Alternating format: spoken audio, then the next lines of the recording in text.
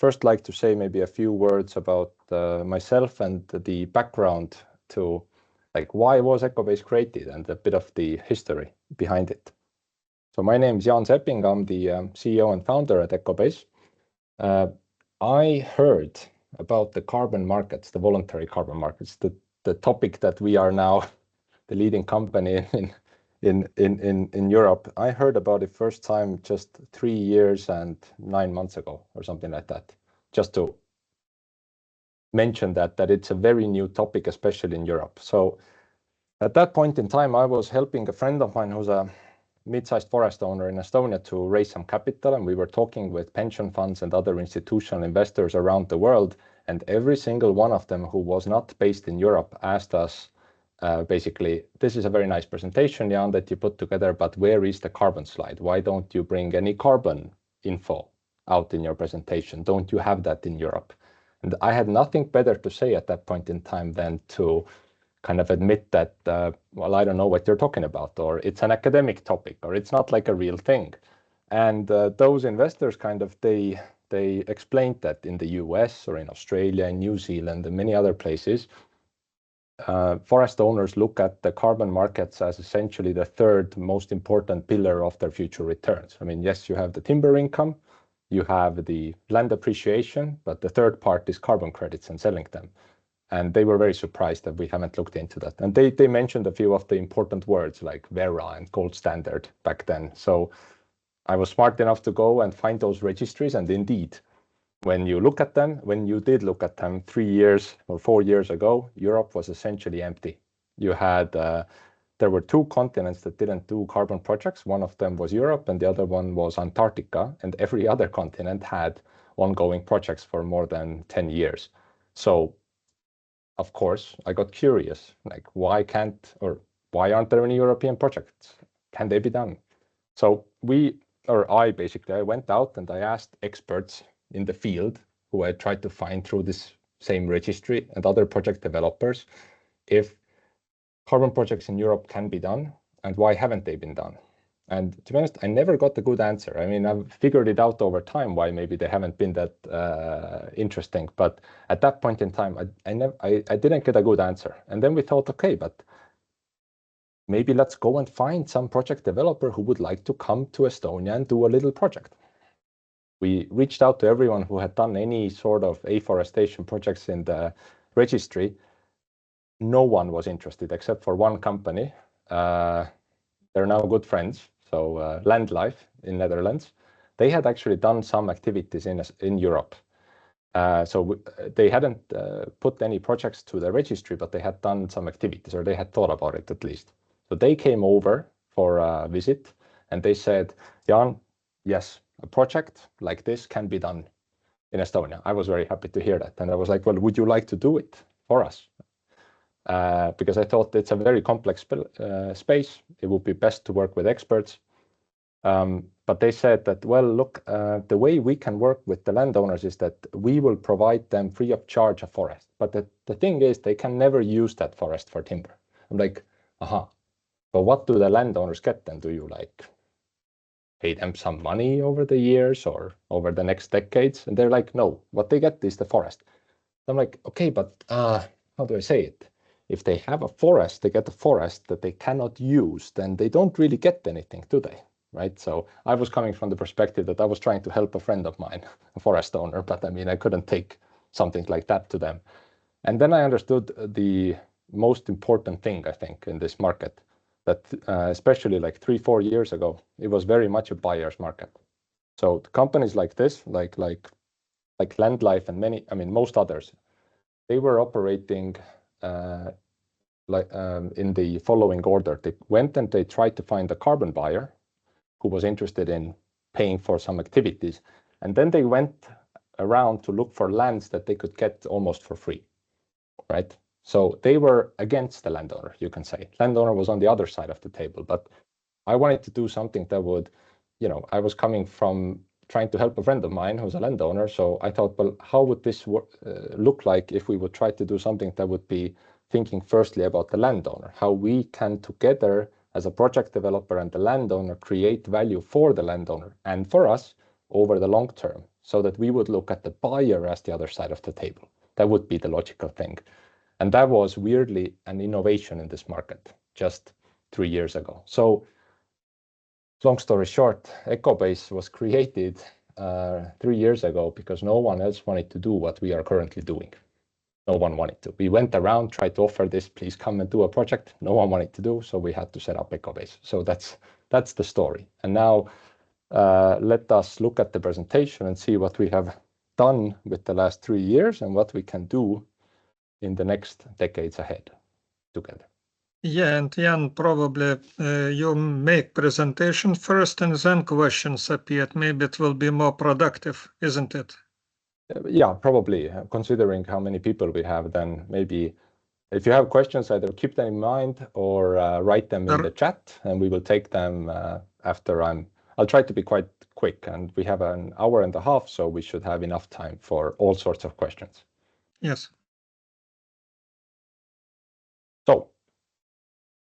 So this is in one page what we have done over the last 3 years. We currently our size is 234,000 hectares of lands have been submitted to our 2 carbon projects, the afforestation reforestation project, which we started 3 years ago, and also the newest, our baby project, the improved forest management, where we're dealing with how to earn carbon credits from existing forest land. And we have received those lands from more than 180 landowners across 24 countries in Europe. As you can see by the number of landowners and our hectares, and you might misunderstand that we only work with large landowners. We don't. We have also mid-sized landowners and smaller landowners, but indeed the largest amount of hectares are coming from very large landowners, including state forests, big forestry funds. And for us, it's of course very important because those are the players who help us get to a large scale. Now, scale in this market is very important. And that was maybe the other main lesson learned from trying to figure out why hasn't anyone done these types of things in Europe before. You see, the voluntary carbon market projects are meant for, they were built for the tropics. They were built for a situation where you can go, like South Pole, one of the biggest project developers in the world. They can go to the government of Cameroon and say, look, you have a very nice 1 million hectare square area here. We'd like to do activities there.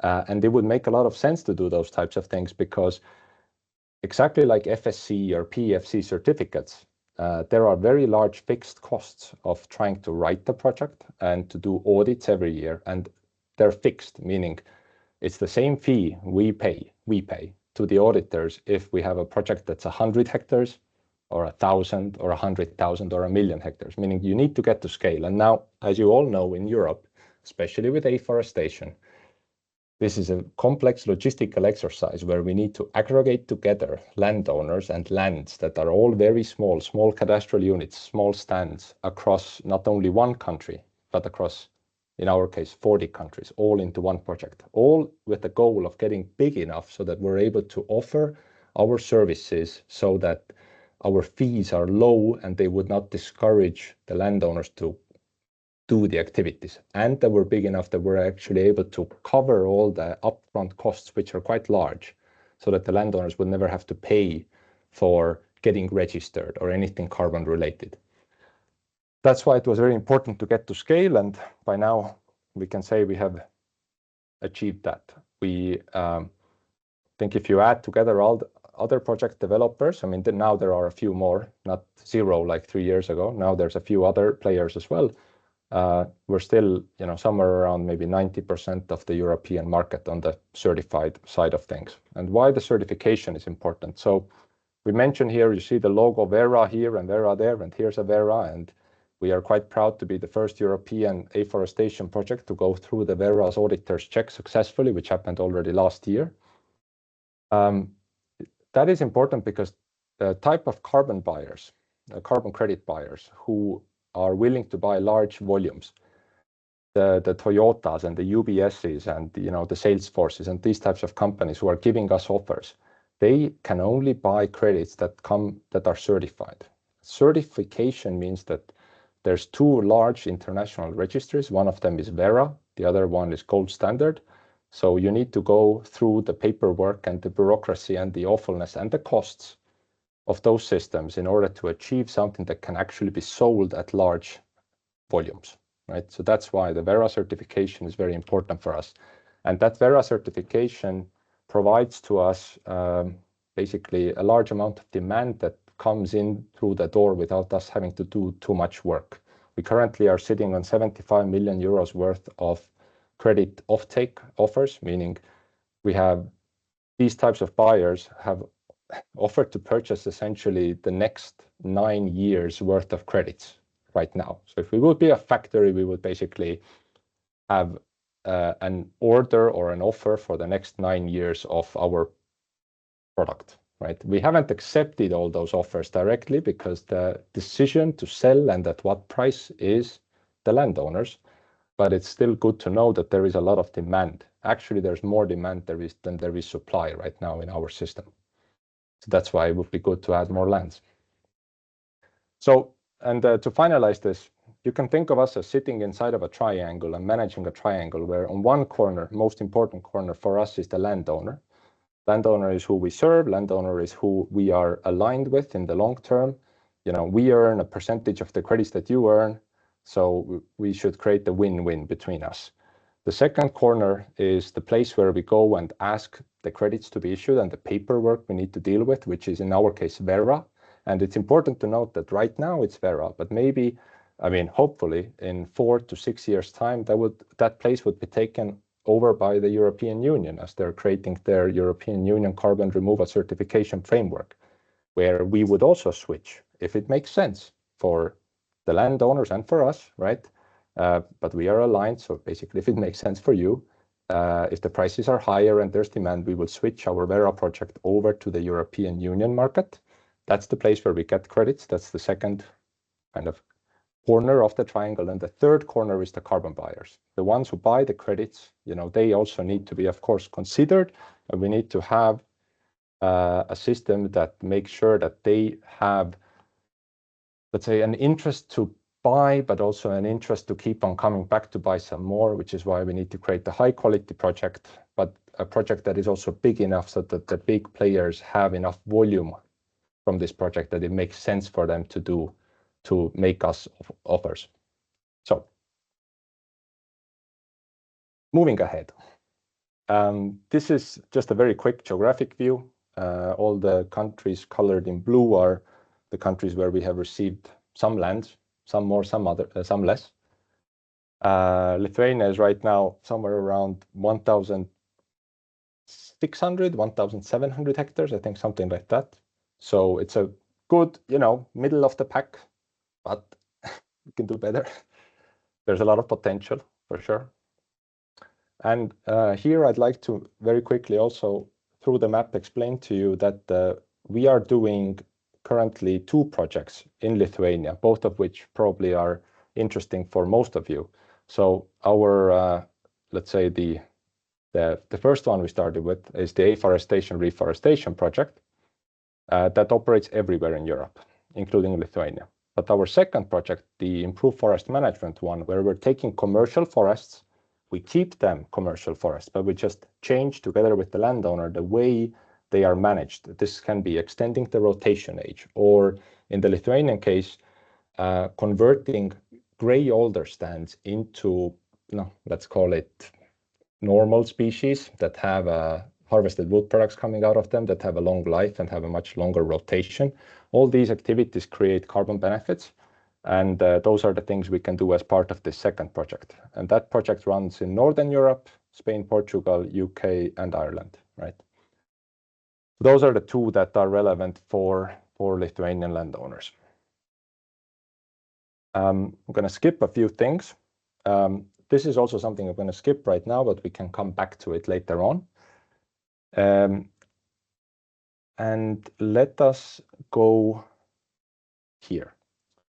So I mentioned it briefly, but the European Union carbon removal certification framework is, of course, something that we and, I mean, the landowners who, of course, know about it are quite excited about. We are hoping, and it's still too early to say how it's going to work out, but usually when voluntary markets and voluntary projects have gone through this type of switch to a semi-compliance market. This has happened in Australia, where essentially Verra projects and gold standard projects overnight were able to then get certified by the Australian governmental carbon credit system. Usually it meant that the demand for those credits increased even more. We're not really lacking demand, but it's always good to have more.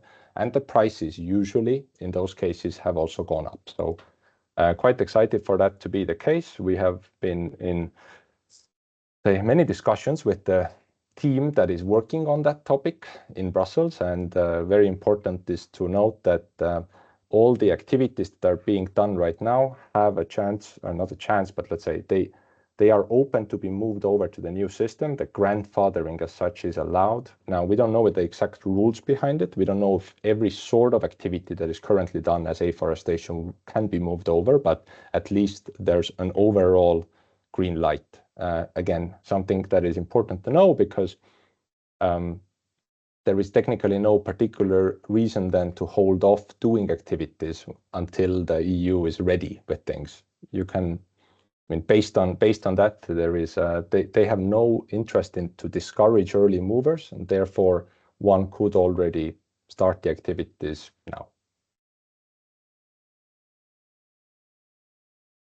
So, well, here's a slightly old page of our team. We're 14 people, most of us in Tallinn and Estonia, but also quite a large number of us are remote here and there across Europe.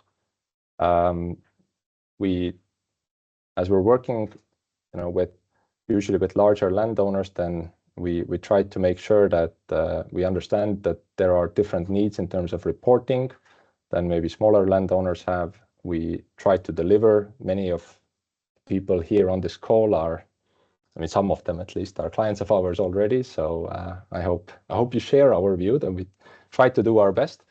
So yeah, I'm gonna not go into more on that. And now, so this is a slide. I left the same slide as I shared with you, but I mean, technically, the fees that we have in Lithuania is 10% of the credits.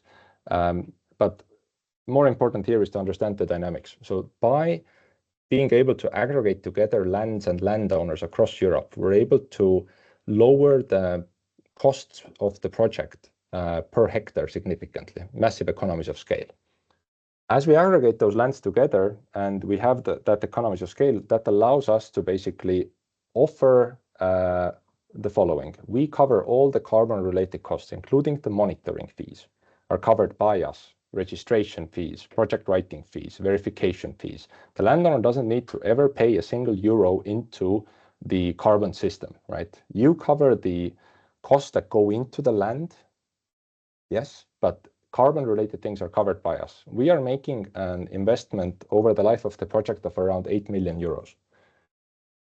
So this 8 million, you can say, is that's our investment for those 10% of credits. But in other words, no European landowner has enough lands to make a separate carbon project that would have better economics than that. So not only is it, I would say, it's nicer or easier to work with us rather than, trying to do a project on your own, but it's also cheaper, significantly cheaper.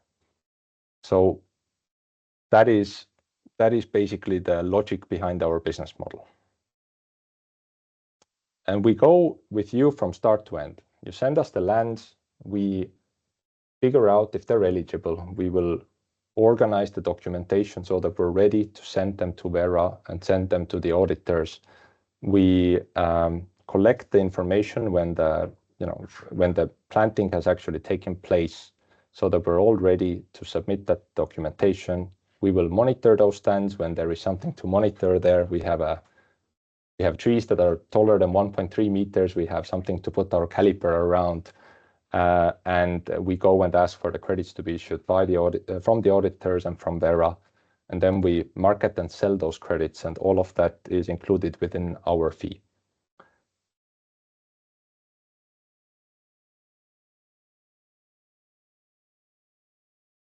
So, and maybe here to note as well that all of that is done by our, let's say, it's getting better and better, especially the ones of you who have used it 2 years ago.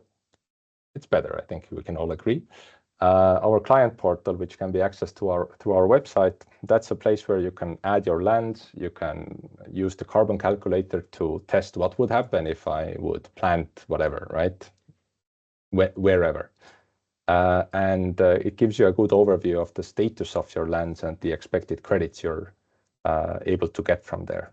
And yeah, it's a good digital tool to know what's going on with your lands in terms of the carbon project.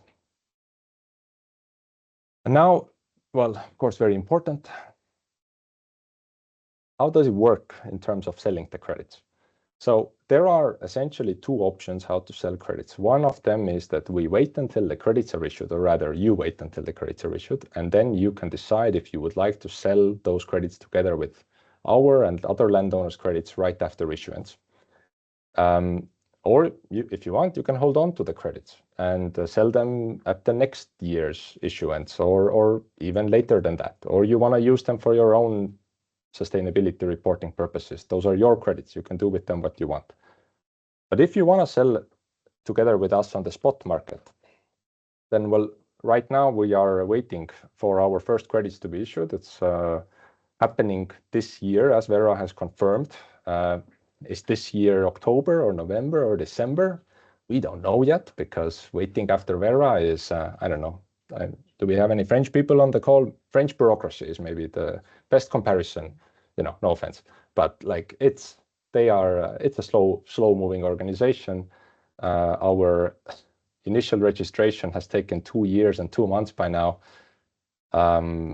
Yeah, it's surprising. But anyways, that's the pain that all the project developers need to go through, and the normal time from submitting the first documentation until being able to have a registered project with credits issued is usually somewhere between 2 and 3 years. So we're actually doing fine. We were just hoping we can be faster. But anyways, so the first credits will be issued at, we will be marketing them at the minimum marketing price, which is 50 euros per credit.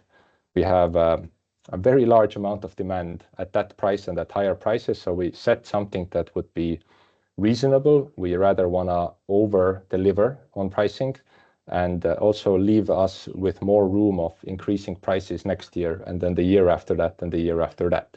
Because we need to look at the carbon buyers as, we need to control the pricing over the long term so that they would get used to the fact that they will slightly increase every single year going forward. So it makes sense to start with something relatively reasonable, which is 50 euros per credit.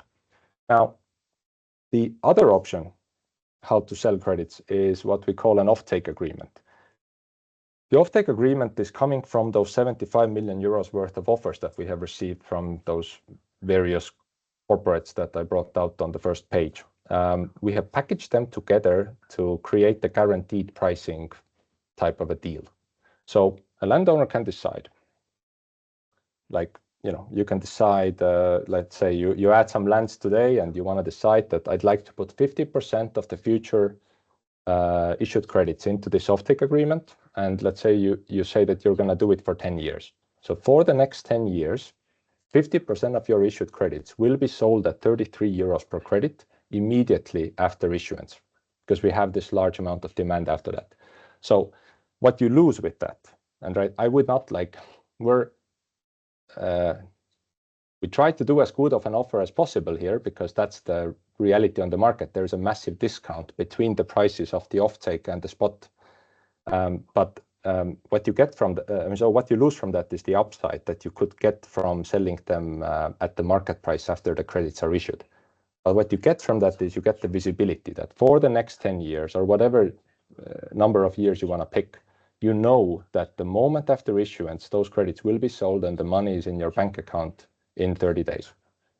So there's a bit of a trade-off. And so in the end, the decision is the landowners, of course. So those are the main 2 ways how to sell credits. And there is a large amount of demand for both of them, but there are the difference in pricing is quite large between the 2 offers. So beware. Then I quickly wanted to talk about our project terms.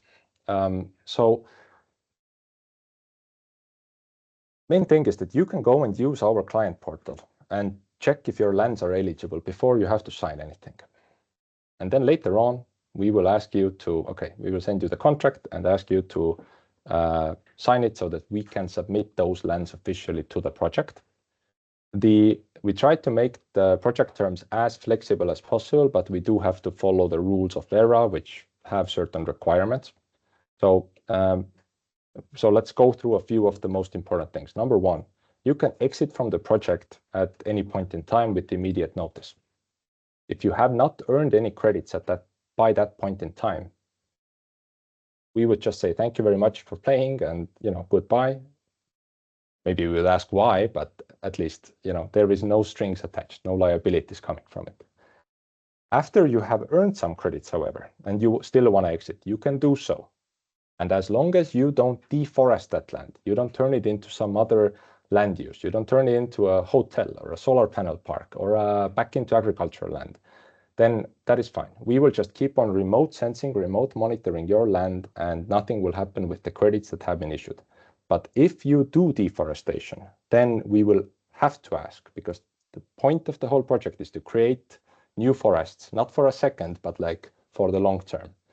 And those forests can still be harvested and thinned and rotation cut and everything, but they need to remain forests. So if you go against that basic principle, that's the moment, that's the only moment when we have to ask the credits that you have earned to be paid back, just for those areas where you did this deforestation. So that's the moment when we have something that you can call a penalty. Now, deforestation, especially in Lithuania, is, let's say, more of a philosophical topic. It's expensive to do. It's you have to ask for permission. With the new European Union deforestation regulation, can you even sell the timber? So it's becoming more and more of a philosophical topic. But so if people ask what are the risks in joining the project, especially if you're essentially planning to do afforestation anyways, then that's the only risk. Like if you do deforestation, then you might need to pay back what you have earned. That is it. So we try to make something that is very flexible so that the contracts would not be the issue why people don't want to sign up. Like I said before, the use of the credits is the landowner's decision. Your 90% of credits are yours. You can do with them what you want, meaning you can use them yourself. You can sell them yourself, as long as you sell it over the minimum marketing price, which is again there to protect the landowners against the buyers who might want to play the landowners against each other, right? Minimum marketing price helps us to protect this downward spiral. As long as the price that you get from a buyer is above that, please go ahead and sell it at that price. I mean, we're happy, you're happy, the buyer is happy, everyone's happy. But you can also sell it together with us. And the land use change monitoring time period needs to be at least 40 years long. If the rotation is longer than 40 years, then it will be the length of the rotation plus 1 year, but it's at least 40 years long because that is the VERA requirement. That's why the contract also feels like it's very long. It is the same length as the monitoring period, but the only thing we're monitoring is that you're not doing deforestation on that land. Thinning, rotation harvests, any sort of harvest, everything is allowed, no issues. And when it comes to costs, like I said, we cover all the carbon-related costs. You cover the costs that go into the land prep, planting the seedlings, doing the maintenance work. You do your normal landowner thing, cover the normal landowner costs, and we cover all the carbon-related costs. That's the way it works. So, but happy to take many questions about that later on. And then let's go into a few examples. So, I mean, for Lithuania specifically, for the afforestation project, most important thing that everyone always asks is that, what about the EU subsidies? Can I get the EU subsidies and also be part of the carbon project? The answer is, in short, yes. Why? Lithuanian statistics on doing afforestation are, no offense, but they're low.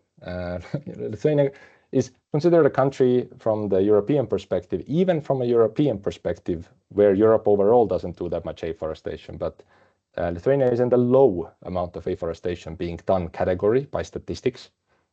And so the EU subsidies, they're not that large. They're not insignificant. They're larger than the Latvian ones, for example, but they are, in the grand scheme of things, they're very low per hectare.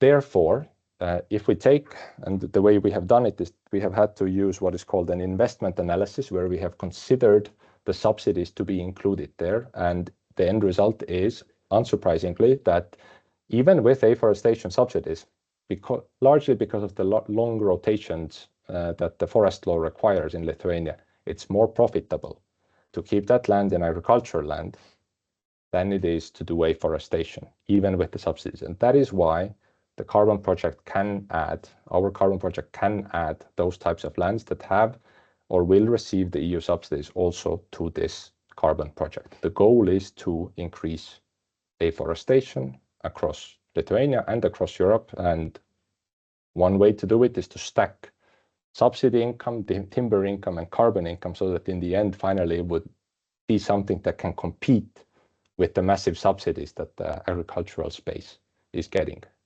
from the EU. All the native species planting and also poplar planting is eligible for the project. There is no minimum project area size. We of course prefer bigger ones, but there is no minimum size. The project is open-ended, which means we love to have landowners who want to make long-term plans with us. We're working with many state foresters who have a 10-year plan to do afforestation, and for 10 years we will be adding their new afforested areas into the same project.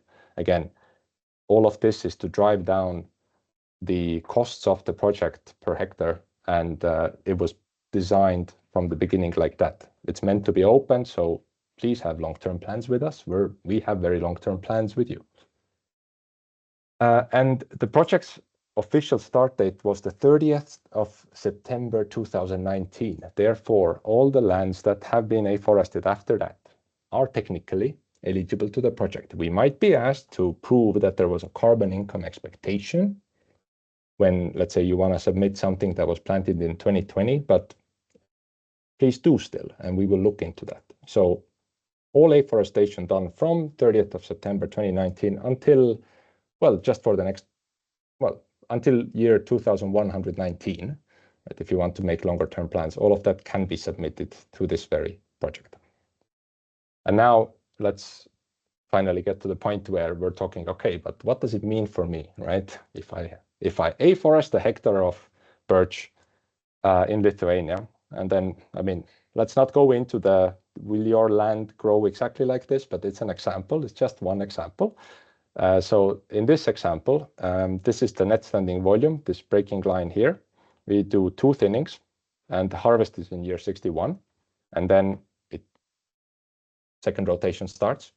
So what we need to do is we need to turn those cubic meters into CO2 tons per hectare, and then we do what is called a long-term average calculation, where we look at over a 100-year period, plus the last rotation that's ongoing. What is the carbon benefit you're able to achieve compared to the previous land use, which in this case was pasture land? That's 326 tons of CO2 or 326 credits, and we have already taken Ecobase's 10% away from it. So that's 326 credits to the landowner based on this long-term average calculation. Now, when do you get those credits? The credits are issued based on the carbon capture that this hectare is able to achieve. First 2 years, for sure. And I mean, it depends on how tall seedlings you plant, but first 2 years, there's nothing there yet. I mean, we don't have 1.3 meter tall trees yet. Story would be different with poplar, for example, but with birch, we have to wait a little bit. But luckily, forest owners are patient people.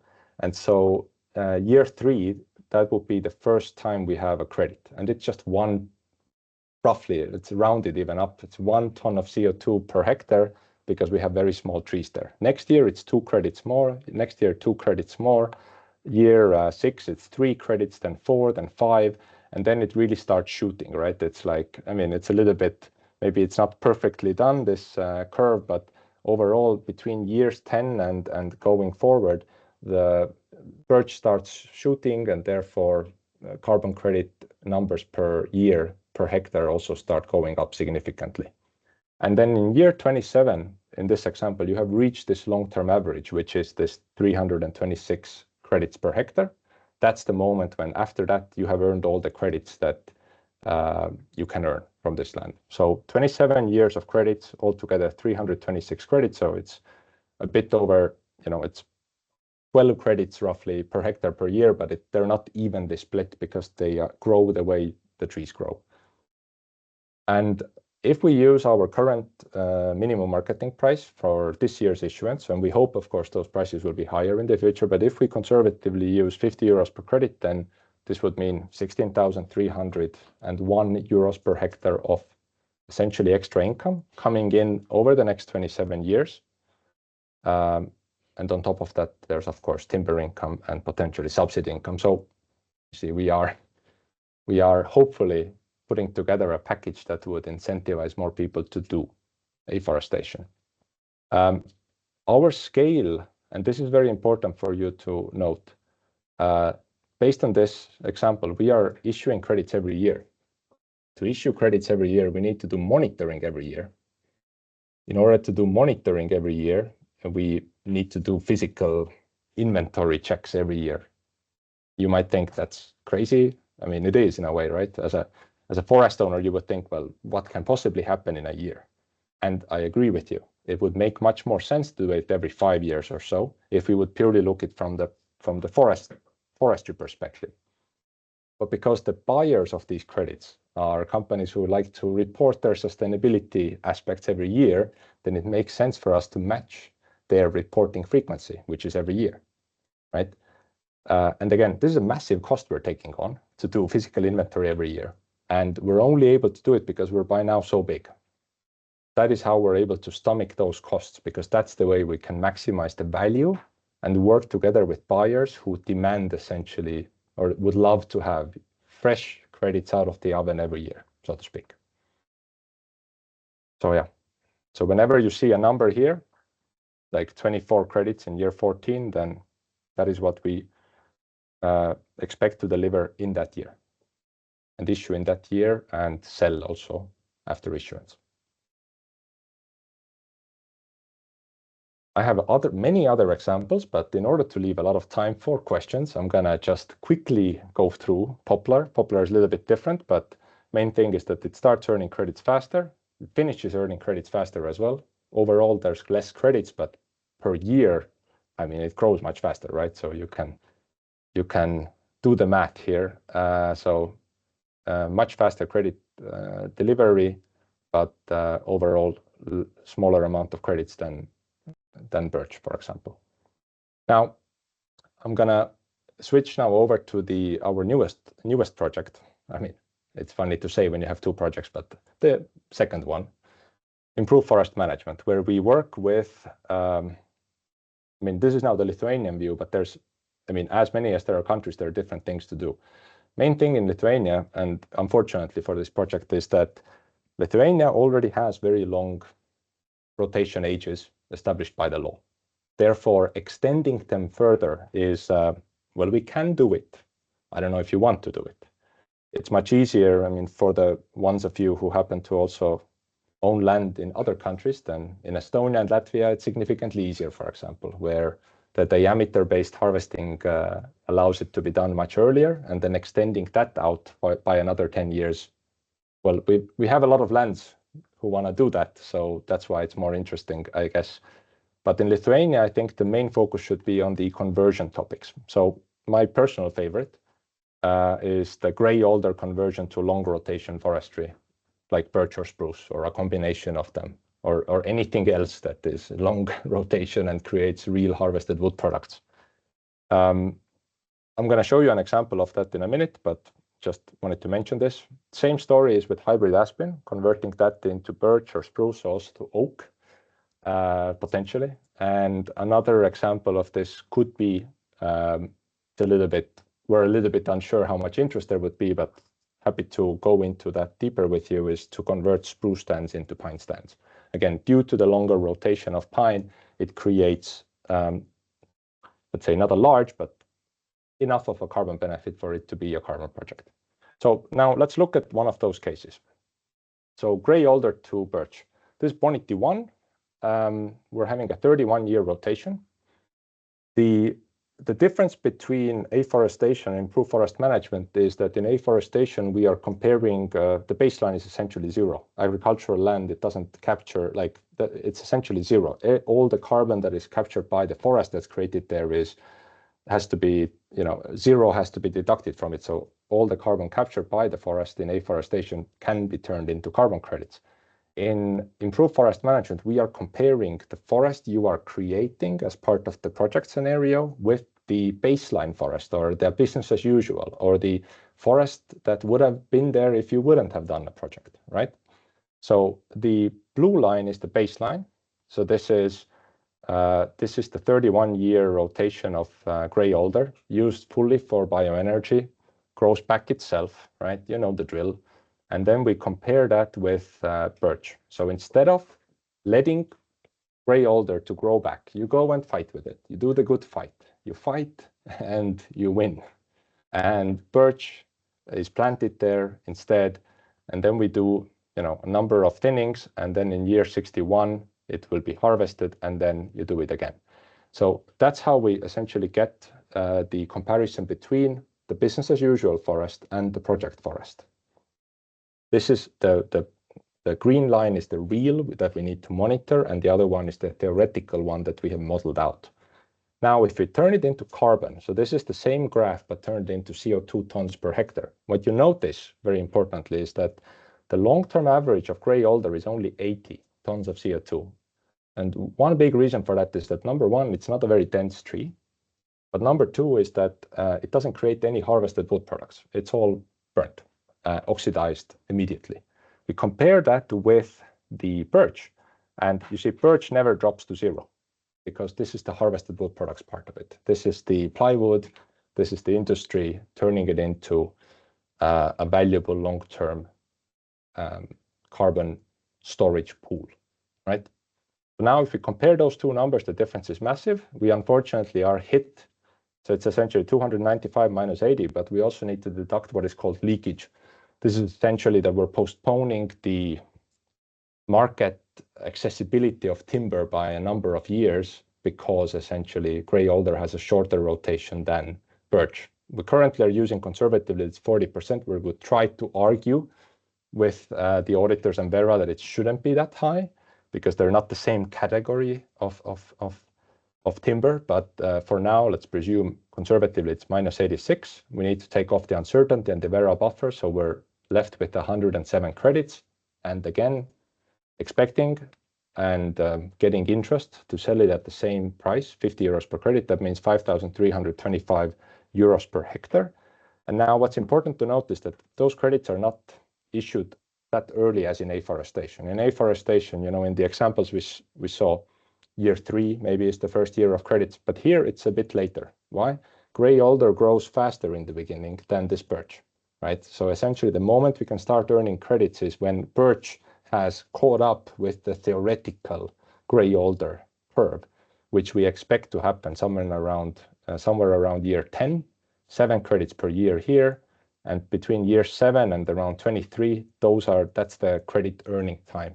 So again, meant for the patient person, but we are hoping that especially the ones of you who are already excited to go and fight the good fight against gray alder, and same goes for hybrid aspen, and try to turn it into a species that has a long life, both on the stand and after that, so that this extra incentive would be the aspect that brings you over to thinking, that sounds like a good idea. Let's do that.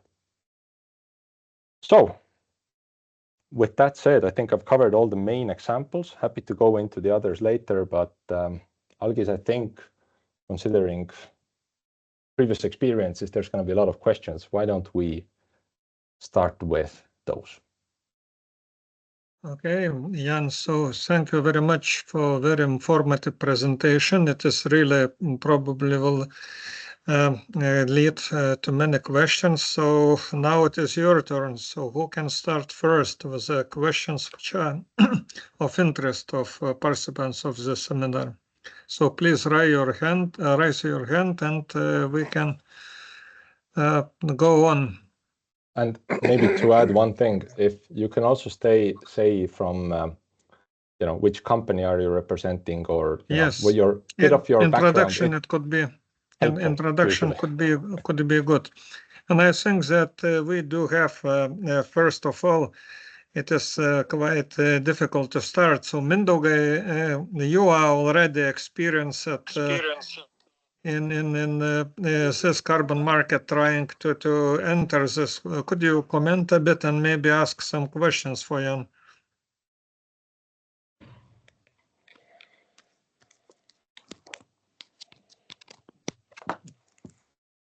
So hello.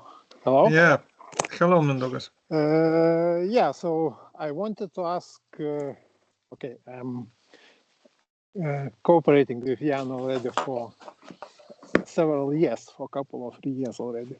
So I hope carbon credits will come soon. I have a question about account of carbon credits.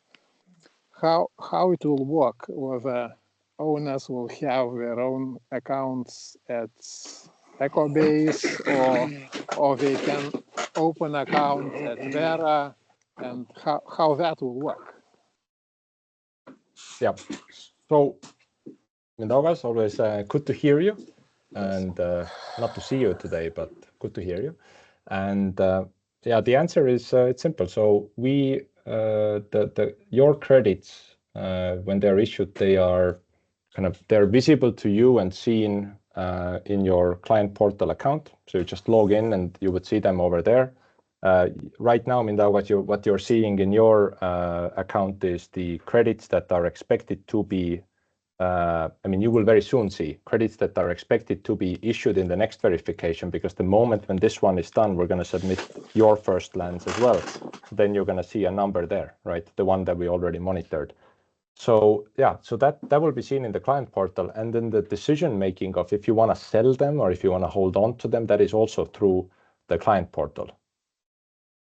Now, having your own Vera account, let's say, we have presumed that most landowners don't want to spend extra money on something that has very little value. You need to pay a yearly Vera account fee.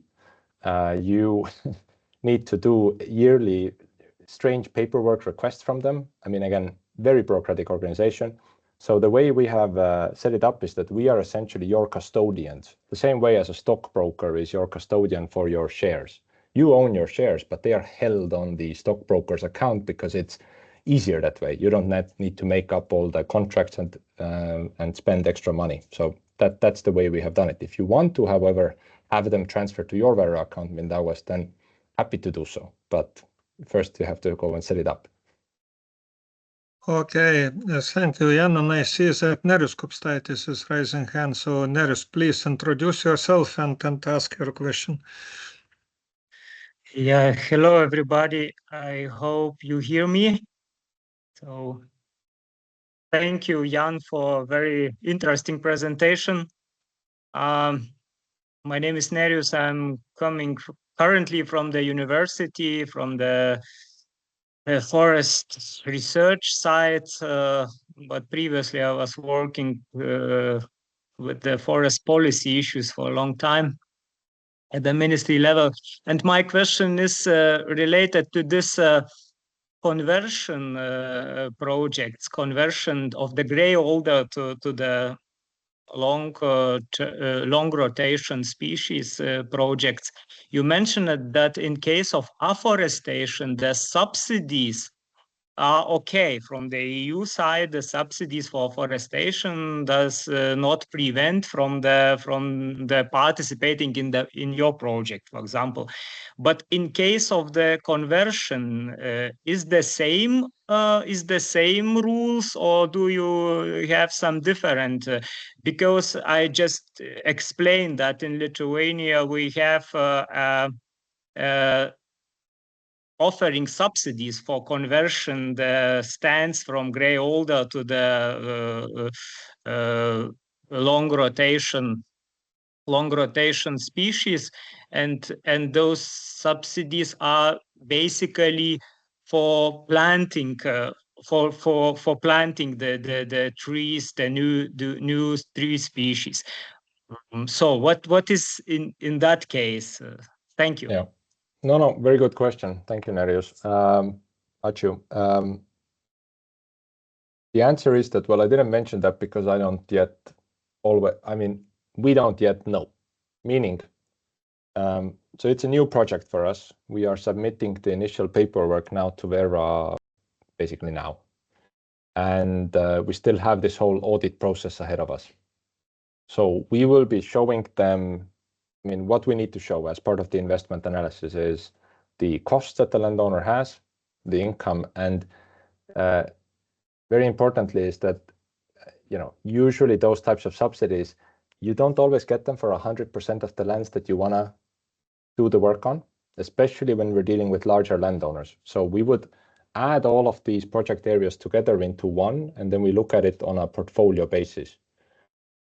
And in the end, it comes down to numbers. If the numbers show that indeed, with the subsidy, that was the most profitable thing to do on that land, which I doubt, then yes. But have we heard of like a massive amount of grey older conversion taking place? No. So there's usually a reason for that. Usually because the numbers don't make sense. So I would presume it's not a problem, but I can't guarantee that it will never be a problem. So if someone brings us just 1 hectare and they got the full subsidy there, then maybe then it's a problem. But if it's a larger area and they got a little bit of it subsidized, maybe it's a different thing. Okay, thank you. Okay. Best is to submit lands and we can check it on the specific lands.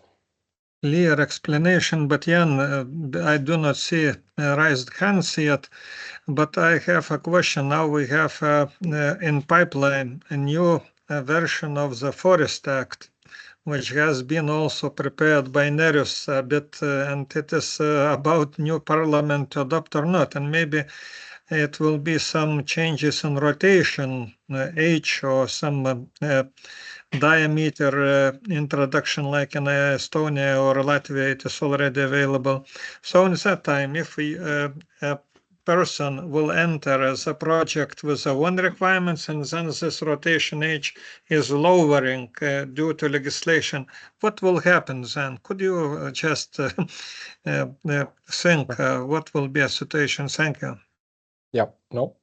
A very interesting, I would say even a carbon enthusiast type of a question, I guess. So yes, very interesting topic. So, and by the way, the outcome is a little bit different depending on the project type. So when we go with afforestation first, then you can imagine it like this. Well, we have projected 326 credits per hectare if the rotation age for birch is 61 years. Now, if it would be lowered, let's say there would be a diameter-based logic like there is in Latvia.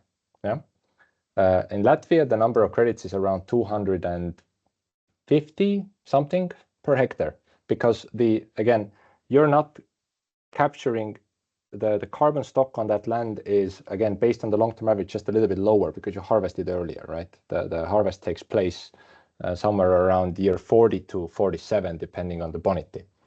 Now, if the rules, right now we're predicting 326 credits and the 61-year rotation. If the rules change in the meantime, then we would also expect something else to happen. So we would revise our expectation, and the number of credits that you could earn would reflect that fact, right?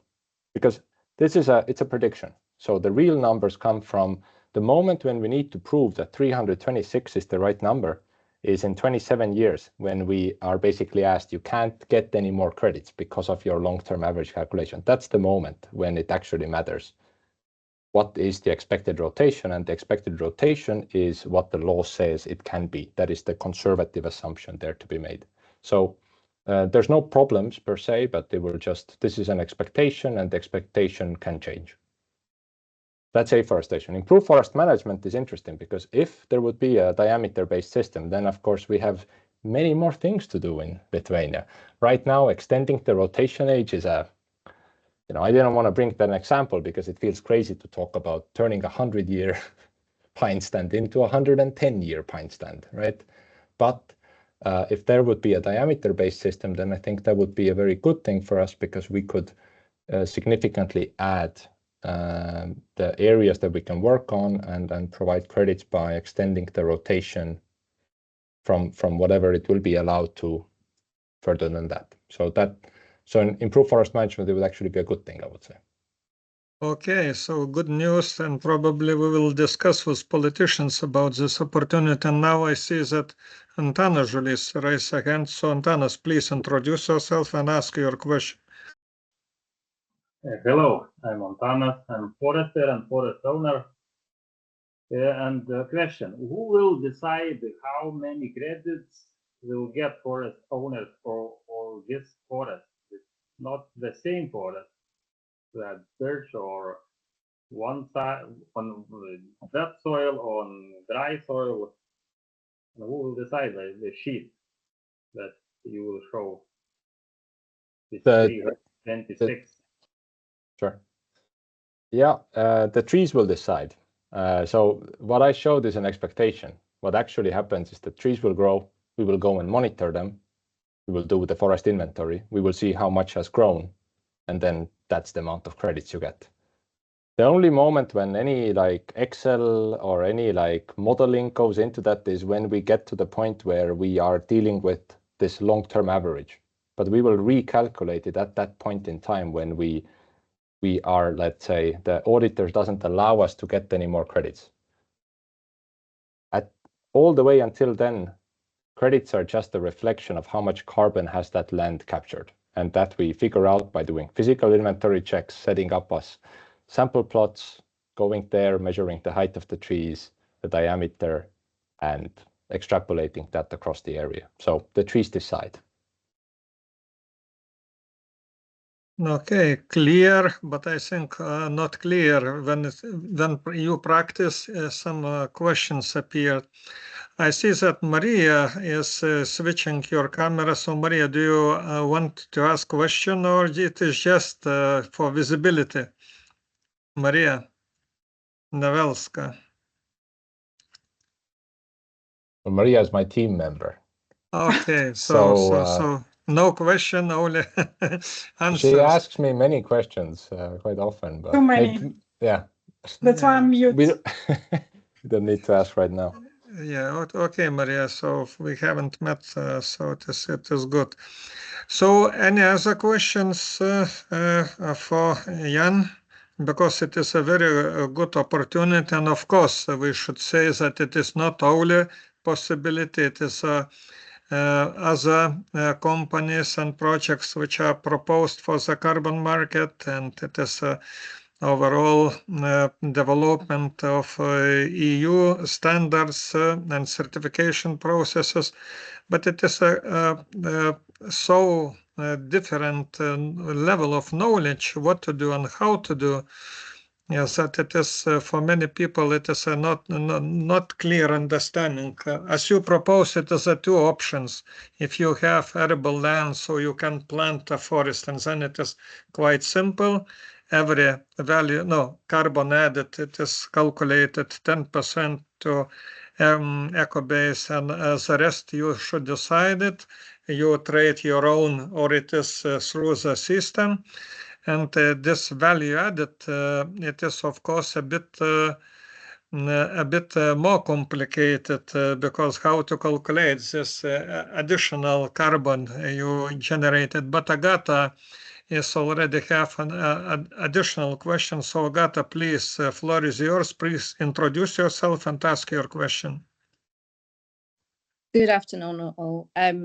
Agata, I'm basically a newbie to this whole forest owning business. And my question is not to do with, in a way, with what you presented today. The question is more, is there a plan for a project for current forest owners who, let's say, afforested land 10 to 15 years ago? Yeah. No, that's the soft topic in the sense that practically, when you did afforestation work 10 or 15 years ago, are you doing anything different than some landowner who is doing it this year or the last year? No.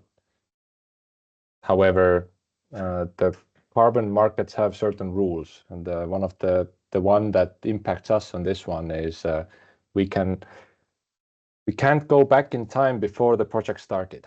I mean, we did our best to push it as far back as we could, which is 2019, 30th of September, but all the activities that were done before that, there is no carbon project in Europe, or there's no carbon project that exists that is able to get those lands into an afforestation project. So sadly, basically, you did good work, but you did it too early, is the answer there. But when you think of those lands and what's growing there right now, then they could be suitable for improved forest management. So it's a matter of what did you afforest it with? Do you want to change anything from the common practice in terms of managing that forest? And then we are dealing already with an existing forest land, so therefore they could fit into this improved forest management project that I mentioned. Hope that covers it. Thank you. That's very clear. Thank you very much. Yeah, so those forests which has been planted earlier than 2019, it is not eligible for this. And I see that Mindaugas Šilininkas raised hand for another question. So Mindaugas, please, the floor is yours. I want to ask about offtake agreements. So we already discussed with Jaan a little bit.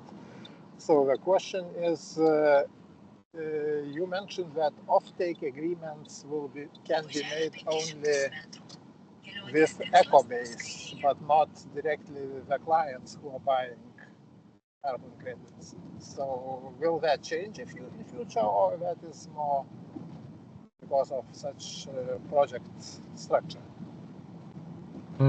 Yeah, it's a good point. So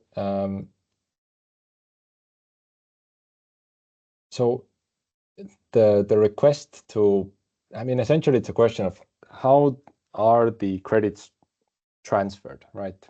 Are they transferred directly from the landowner to the buyer through an offtake agreement, or are they transferred through Ecobase?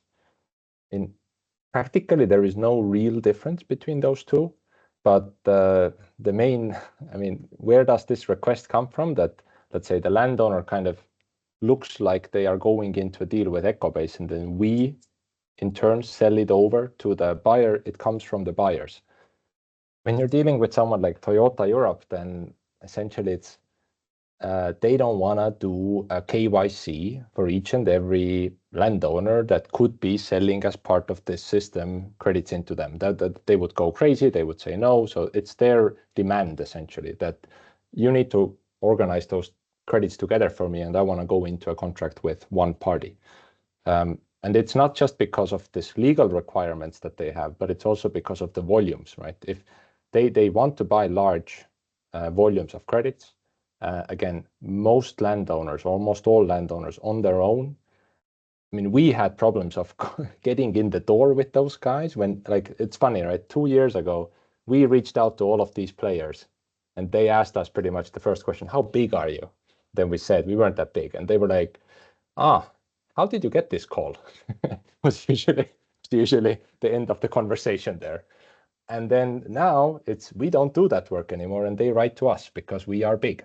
And they know that, we have enough volume of credits to sell to them. So it comes from them. And that is actually the way that's really the only way how we can make reasonable large deals. But that is not to say that you cannot go into an offtake agreement when you find the interested party.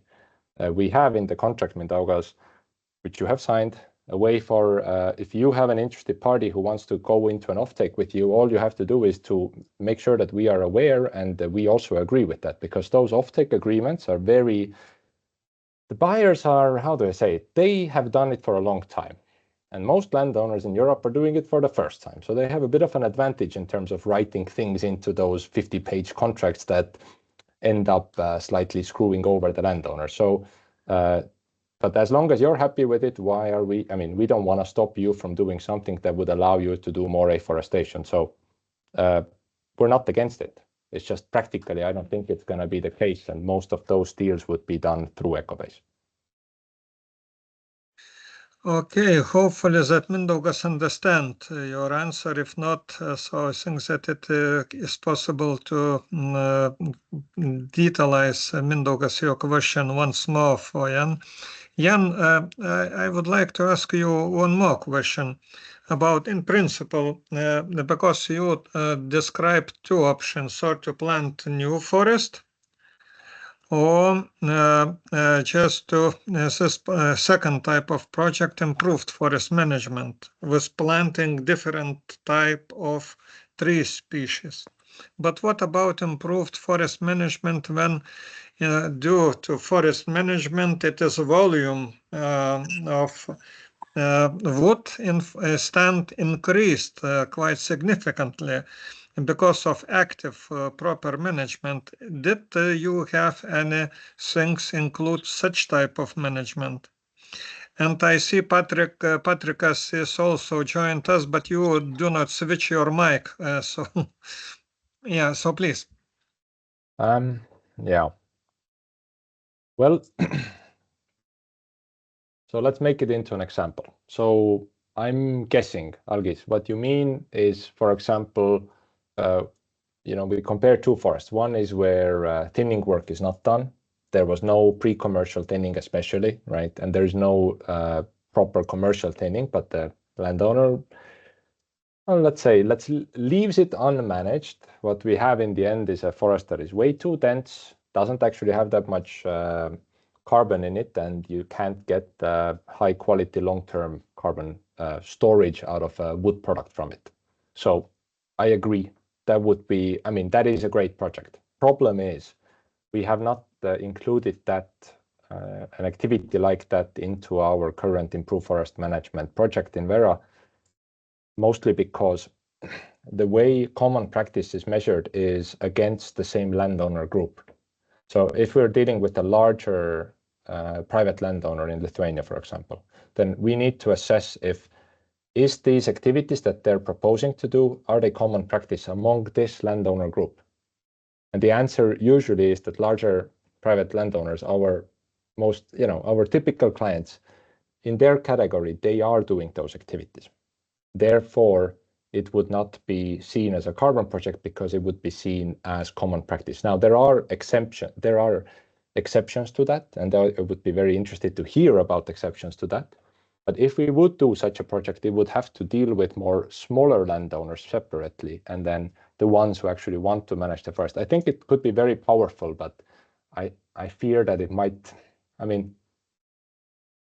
now you make me think, Algis, if we want to try to squeeze something like that in, but the complexity there is that it becomes, you need to prove, you need to have models for this, like, let's say, unmanaged stands compared to the managed stands. It's surprisingly complex. It's much easier to deal with a situation where the forests have been managed and they can be modeled out much easier. But you know what? Let me think about it. I'll add that to the list of future projects to do.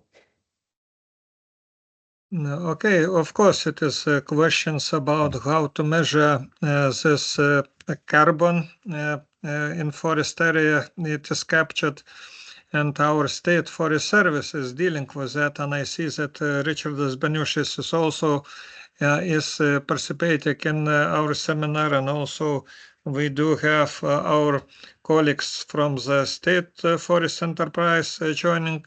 So colleagues, I think that it is a very good opportunity to discuss and to clarify in general, and in particular with Ecobase specific of dealing with carbon market. So use this opportunity to ask questions, to clarify details. I remind that in the chat you can see a whole presentation of Jaan, which is presented. You can download it if you wish. So any other questions from audience? Yes, Patrikas. So please, Patrick. Hello. I'm owning a formal peatland and just looking for some carbon project. Are you considering include those formal peatlands in reforesting, or how it will fit in this carbon project, helping for landowners to get into this. Yeah, and I thank you, Patrick, for raising this question, because just before seminar we discussed with Jaan how to estimate where it is a peatland available, where it is not, and how to do so. Thank you for this type of question. Yeah. Now, again, two answers for the afforestation project, because Patrick, I guess what you're referring to is you have is it an old peat excavation area, old peat mine, actually? Actually, it's prepared for the cultivation, and I'm in the point of deciding either to rewater territory, to lift up the water, and in that way, carbon protection. There's one project going on in Lithuanian at the moment. Yeah.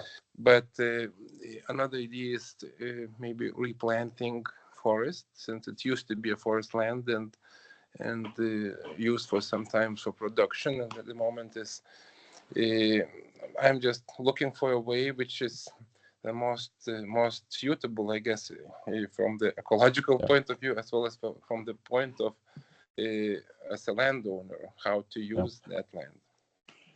Well, let me start by saying it's a tricky question, because this is one of those rare situations where you can, as weird as it is to say, and like especially it would be very weird to say a few years ago, there are two potential different carbon projects you can do on the same land, right?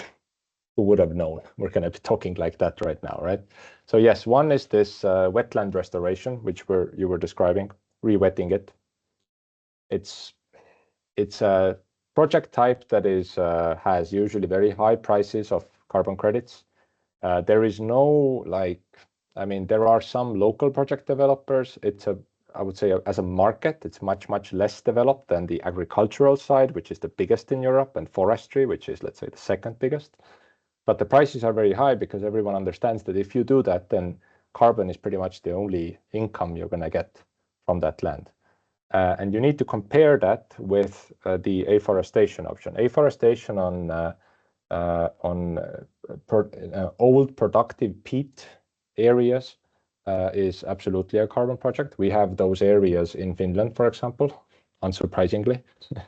And what is important to note, that if you do afforestation on those types of lands, you just need to make sure that you don't do land preparation very heavily. You shouldn't dig new trenches there. It should be relatively light. As long as you do it in a light way, it can be an afforestation project. Of course, I mean, you know better than me that you should plant there for a certain right type of species there. Maybe black alder would make a lot of sense, right?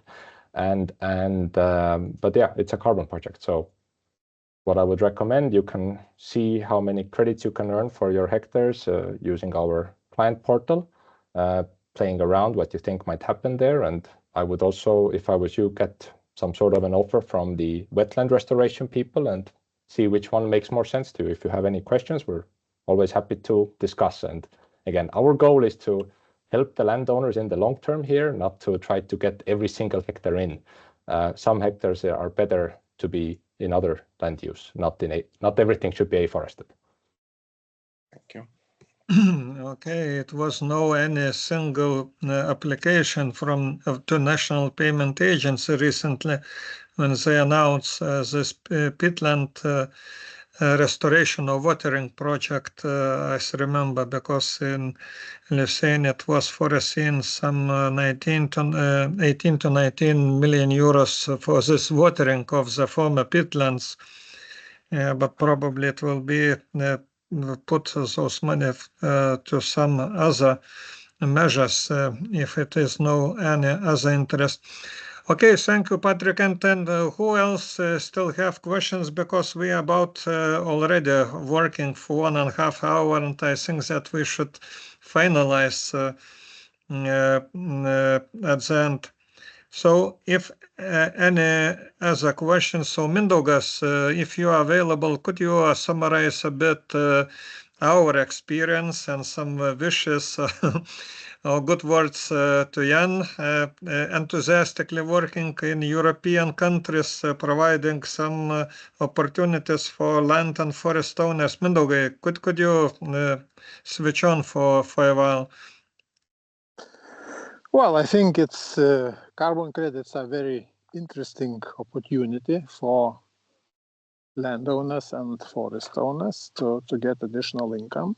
Well, actually, when we started to plant our forests 15 years ago, we received some carbon credits from our government.